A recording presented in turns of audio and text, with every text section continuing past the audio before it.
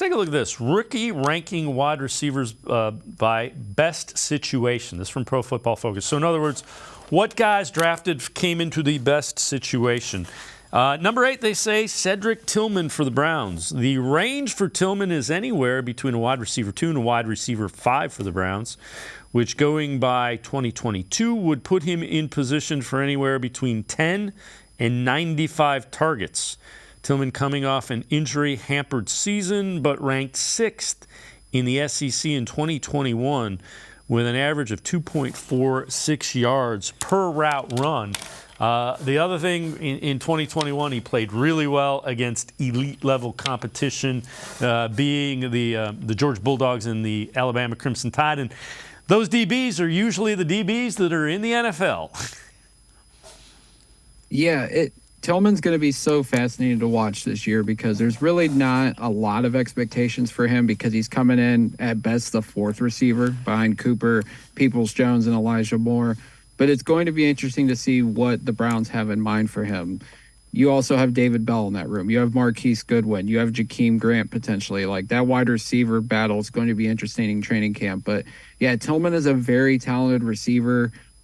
Didn't watch him a lot during the pre-draft process because he was an older guy, so I kind of thought the Browns wouldn't go that direction, but he is very talented. I thought he was better than Jalen Hyatt. I thought Jalen Hyatt was just the flashy, like, downfield threat, but I didn't think he was more of a polished receiver the way Cedric Tillman is. So I am fascinated to see what the Browns have in mind for him in 2023, but I also think this pick is more so for 2024 and 2025 when Peoples-Jones and Cooper could both be off this roster. So you're looking at a scenario where Elijah Moore and Cedric Tillman might be our top 2 receivers going forward in the future.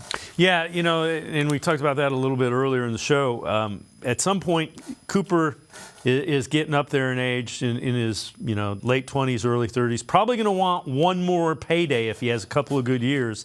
And when you're paying a quarterback and you've got Myles Garrett and you've got all the pieces around him, you might not be able to afford Amari Cooper, and that's kind of the lens Andrew Berry is looking at this through.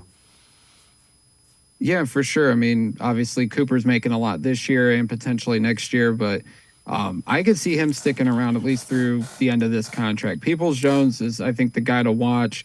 I know, friend of the show, Jack Duffin, has mentioned anywhere between 10 to 12.5 million per year is something that Peoples-Jones will probably get on the open market.